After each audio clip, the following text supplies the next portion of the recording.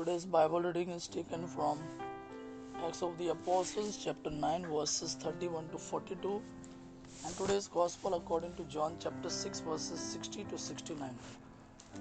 Acts of the Apostles, chapter 9, verses 31 to 42. And so it was that the church throughout Judea, Galilee, and Samaria had a time of peace. Through the help of the Holy Spirit, it was strengthened and grew in numbers as it lived in reverence for the Lord. Peter traveled everywhere, and on one occasion he went to visit God's people who live in Lydda. There he met a man named Aeneas who was paralyzed and had not been able to get out of bed for 8 years. Aeneas, Peter said to him, Jesus Christ makes you well. Get up and make up your bed. At once Aeneas got up.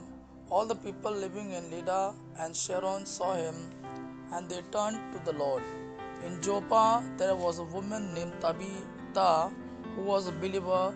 Her name in Greek is Dorcas, meaning a deer. She spent all her time doing good and helping the poor. At that time she became ill and died. Her body was washed and laid in a room upstairs.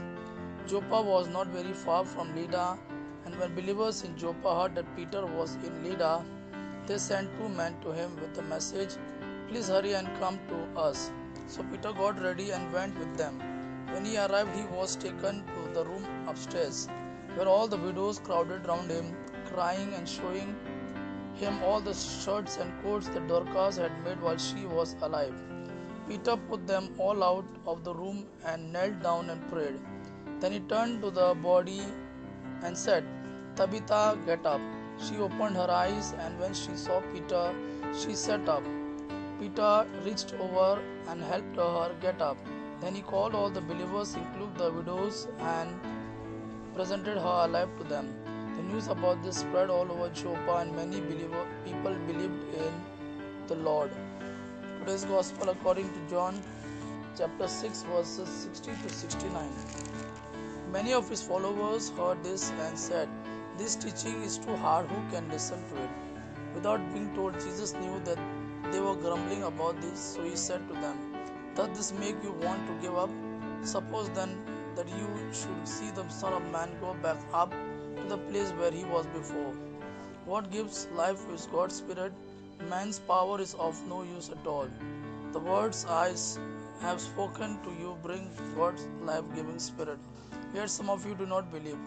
Jesus knew from the very beginning who were the ones that would not believe and which one would betray him. And he added, "This is the very reason I told you that no one can come to me unless the Father makes it possible for him to do so." Because of this, many of Jesus' followers turned back and would not go with him anymore.